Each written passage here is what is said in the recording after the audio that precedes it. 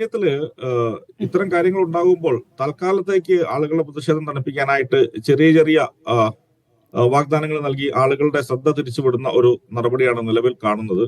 അത് ഇതിന്റെ ഒരു ശാശ്വതമായിട്ടുള്ള ഒരു പരിഹാരമല്ല. ഞാൻ പറയുന്നത് കേൾക്കുന്നുണ്ടല്ലോ അല്ലെ? ഹലോ അലക്സ്, തുടർന്നോളൂ, കേൾക്കുന്നുണ്ട്. ഓക്കെ. അപ്പൊ ഇതില് ഇപ്പം സബ് കളക്ടറുമായി നടത്തിയ ചർച്ചയിൽ പറയുന്നത് അവിടെ കിടങ്ങ് പുനരുദ്ധരിക്കും, അല്ലെങ്കിൽ ചെറിയ രീതിയിലുള്ള ഫെൻസിങ് ചെയ്യും. ഇതൊന്നും ഇതിനുള്ള ഒരു ശാശ്വതമായിട്ടുള്ള പരിഹാരമല്ല.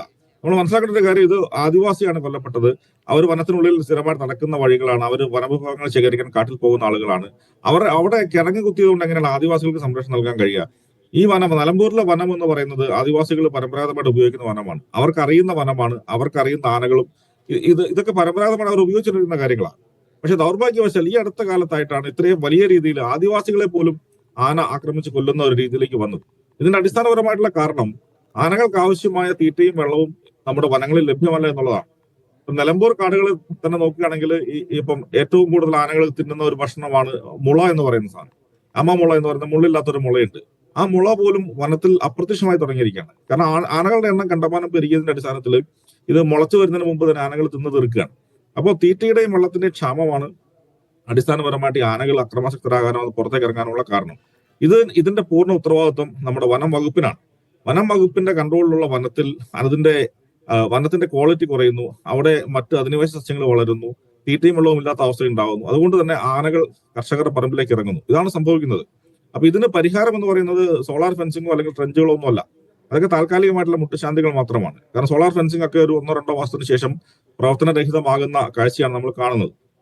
അതുപോലെ ട്രെഞ്ച് 1-2 വർഷത്തിന് ശേഷം മൂടിപ്പോകുന്നു.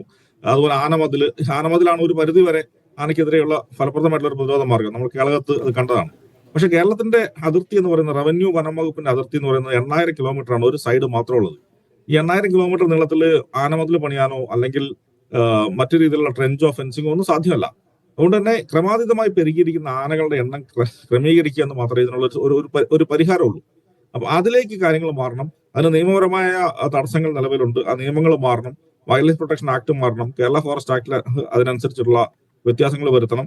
അതിന്റെ അടിസ്ഥാനത്തിൽ കൃത്യമായിട്ടുള്ള ശാസ്ത്രീയമായിട്ടുള്ള വാഹകശേഷി, ക്യാരിയിങ് കപ്പാസിറ്റി പഠനത്തിന്റെ അടിസ്ഥാനത്തിൽ ഈ ആനകളുടെ എണ്ണം ക്രമീകരിക്കുന്നതിനുള്ള നടപടികൾ എടുക്കാത്തോളം കാലം ഇത്തരം വാർത്തകൾ നമ്മൾ ഇനിയും കേൾക്കുമെന്നുള്ളതാണ് ദുഃഖകരമായ ഒരു സത്യം.